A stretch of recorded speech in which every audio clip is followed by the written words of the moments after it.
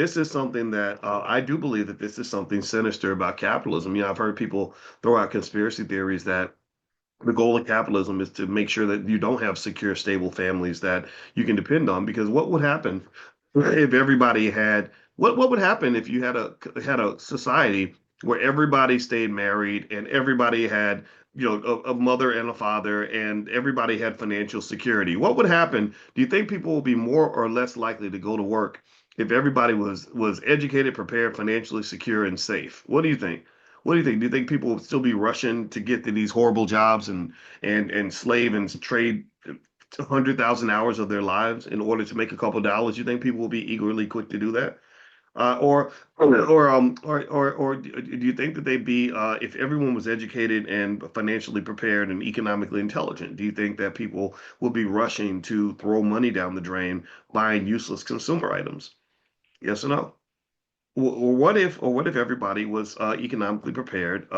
Someone had been buying stock for them since they were a child, and they owned assets. Do you think that they'd be quick to run out and find a landlord to pour money into the landlord's pocket for 20 years to pay rent so they can survive month to month? What do you think? So the point of the matter is to help you understand that a lot of capitalism feeds off of economic desperation.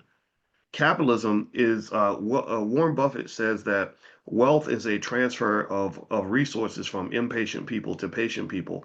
But sometimes the impatience is some of it's cultural, but some of it may be situational. If I'm situationally impatient, what that would mean is that I'm in a situation where I'd like to think about the next 5 years, but I can't because I'm in survival mode. Anybody know what I'm talking about? Yeah, I hear you, Dr. Boyce. I want to think about the next 20 years and what my kids and grandkids are going to have in 20 years from now, but I can't because I gotta stress out over paying the rent by Friday. I got to think about what's happening right. I got to eat today. I can't think about the future. I ain't got time for that.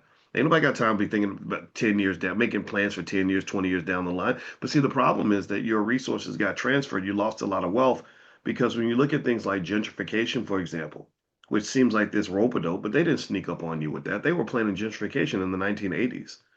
They were going down and they said, "Oh my God, we got all these black people living in this riverfront property.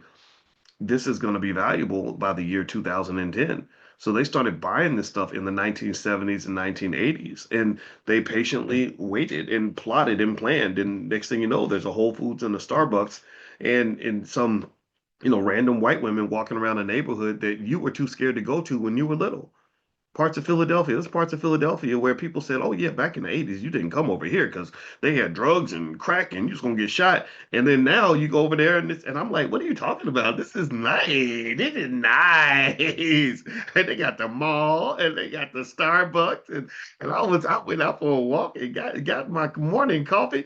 And they're like, "No, back in 1985, if you came over here, you were probably going to get shot, right? Or you were looking for drugs."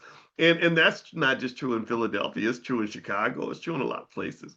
So really, part of if you want to know part of what wealth is, a lot of wealth is plotting and planning. Jeff Bezos, I think I might have mentioned this in class yesterday. I'm gonna mention it again though. Bezos asked Warren Buffett. He said, Warren, how come people just don't copy your strategy? Like, why don't people do what you do so they can be wealthy like you? And Warren said, he said, I don't hide it. I tell everybody exactly what I'm doing. He said, the problem is that I have a get rich slow plan. He said, I don't have a get rich quick scheme. I have a get rich slow scheme.